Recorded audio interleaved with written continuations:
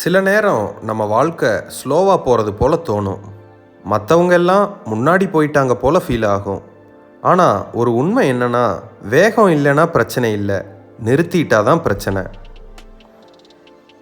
நீ எவ்வளோ வேகமாக போகிறேன்னு உலகம் பார்க்காது, நீ தொடர்ந்து போறியா இல்லையா அதுதான் முக்கியம். டிராஃபிக்கில் நம்ம ஸ்லோவாக போவோம், ஆனால் அதனால் நம்ம டெஸ்டினேஷனுக்கு போக மாட்டோம்னு அர்த்தம் இல்லை.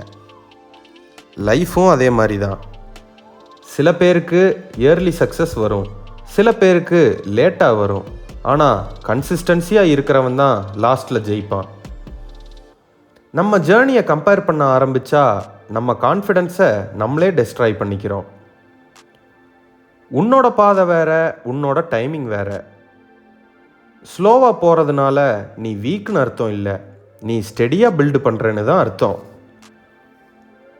ஒரு விஷயம் நினச்சிக்கோ, ஃபாஸ்ட்டாக போய் கிராஷ் ஆகிறதுக்கு ஸ்லோவாக ஸ்டெடியாக ரீச் ஆகிறது பெட்டர்.